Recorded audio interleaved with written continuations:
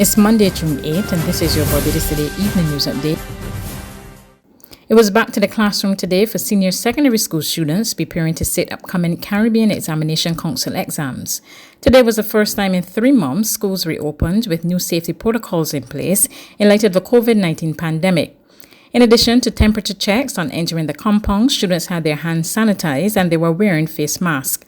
At the St. Michael's School, 19 students were on the compound, and Principal Dr. Yvette Mir says her charges were happy to resume face-to-face instruction and they willingly adhered to the new requirements. Today was our first day. We had a very smooth start, and I believe our students are eager to be here to finish off their work, so they cooperated quite well. We would have had to sanitize the school, clean and sanitize. We would have had to prepare schedules to make sure that all students got a chance to do their work, but minimizing the number of persons on the compound. We had to measure out the rooms to see how many persons we could accommodate 6 feet apart, and all that went into our preparation. Over at the Combermere School, Principal Joseph Maynard said it was also a smooth start at the Waterford institution. First of all, we are trying to complete our SBAs, and we have a deadline to get in the SBA marks. So what we have really been trying to do once we were given the go-ahead to start our SBA work again, we had to make sure the school was clean first of all, and that has taken a bit of time, sanitizing, making sure that everything was put in place. As you can see, there are certain guidelines that we must observe. Students must stay 6 feet apart. When they come in, we can't have any bunching or anything like that. They must sit at certain points. When the teacher comes, the teacher will then carry the students off to the areas that are requested. And we must make sure that when they come in, their temperatures are checked, their hands must be sanitized and so on. So that required a lot of organization in terms of getting the necessary equipment, face masks, and so on. But we were able to get over that, and we are here now, thankfully. And today we have approximately 6 students, art students, who are doing SBA work, and it has been very quiet. The children have come, and the teacher is going through the paces with them. We've not had any hiccups at all. The People's Party for Democracy and Development is cautioning the island's civil servants to think twice about investing in the BOSS program. At a news conference today, the party's spokesman on the economy, Scott Weatherhead, pointed out that the IMF is predicting a 4.5% increase in prices and a drop in the gross domestic product, and as a result, workers will pay a heavy price. He claims that the promised 5% interest rate on the bonds is a farce. So, with that in mind, with an interest rate of 5% offered on these bonds and a 4.5% inflation rate predicted, you can see that the return on investment on these bonds in real terms is really only 0.5%, not 5% like government is trying to make you believe.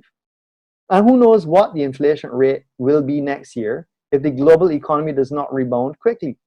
So I'm showing you that the very same IMF is predicting that our inflation rate this year is 4.5%. That means prices will increase by 4.5%, which reduces the value of the dollar, of our money, of the money you spend or you have to spend, by the equivalent amount. And they're only offering you a 5% interest rate. So in reality, that this year alone to you is really only worth 0.5% return on investment. So while this may look like an attractive option, it really is not. Professor the Most Honorable Eugene Barito will remain at the helm of the Cave Hill campus for an additional year. The University Council has offered Professor Barito, the current Pro-Vice Chancellor and Principal, a 1-year post-retirement extension to the end of academic year 2020 to 2021. The UWI said the extension of her term in office provides valuable stability in the university's leadership to facilitate the continued close collaboration with the Barbados government, particularly in efforts to restore the full funding of Barbadian students at the UWI. In today's COVID-19 update, 25 people who were tested for the virus yesterday were all negative. 4 people who are positive for the virus remain at the isolation facility at Harrison Point, St. Lucie. The number of tests conducted by the Besta Santos Public Health Laboratory has now reached 5,925. There have been 92 confirmed cases of COVID-19, 81 people have recovered, and 7 have succumbed to the virus. There's regional and international news after this short break.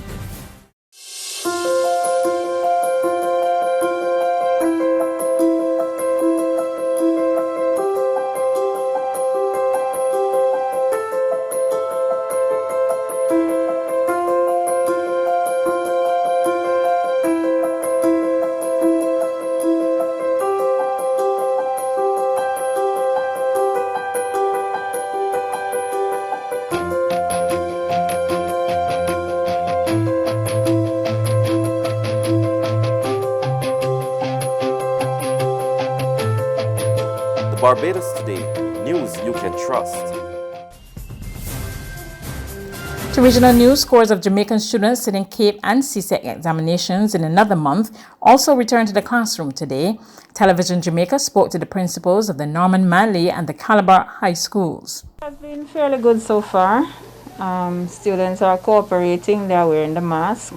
The only problem is we have to be reminding them about the social distancing because they haven't seen one another in a while. So they are happy to talk and chat, and we have to keep maintaining the social distancing. But day one, as you would have noticed, they come through the gate, they are sanitized, and nobody comes through the gate without a mask. We have a hand washing station, we have 2 tents that they might not have been ready when you came in. But the first tent is to test the students' temperature, and if the temperature is high, we put them in a second tent to cool down. We test them again. If they are running a fever, then the nurse takes over and gets in touch with the health center. Every boy who came on the campus this morning was actually wearing a mask, boys and their teachers. So it started off pretty well. The numbers are, we expected probably about 350 in total. And the reason for that is that we have had a number of parents who have called to say that for various reasons that the young one is not coming out. We also have probably have about anywhere between 10 and 15 of our grade 11 young men who are carrying other illnesses. And we took the decision very early that those young men would stay home, and then we'll provide the work for them online, and for those who we're going to do some photocopying for them. So we have taken care of that part of it. On the international scene, bail for Derek Chauvin, the white former Minneapolis police officer who killed African-American George Floyd, was raised by $250,000 to $1.25 million at a hearing today. The move came as Democrats in Congress unveiled legislation that would make lynching a hate crime and allow victims of misconduct and their families to sue police for damages in civil court. We get the details from Reuters Television. Congressional Democrats wearing African kente cloths knelt in silence Monday in tribute to George Floyd before unveiling sweeping legislation to combat police violence and racial injustice. We cannot settle for anything less than transformative structural change. The Democrats' bill comes amid increasing pressure for dramatic changes to policing after 2 weeks of mass protests sparked by the death of Floyd at the hands of a Minneapolis police officer. It also came as mourners gathered in Houston, Texas Monday to pay their respects to Floyd, whose casket was on display. Anger by demonstrators is giving way to a growing determination to make the 46-year-old's case a tipping point in race relations and a lightning rod for change to the criminal justice system. The bill includes a ban on chokeholds and requires nationwide use of body cameras. It would also allow victims of misconduct to sue police officers and would facilitate independent investigations of police departments with patterns of misconduct. Its reception in the Republican-controlled Senate is unclear. The legislation does not, however, call for the defunding of police departments, which some protesters have been calling for. In Minneapolis, where Floyd died, a majority of city council members have pledged to abolish the police department in favor of a community-led safety model.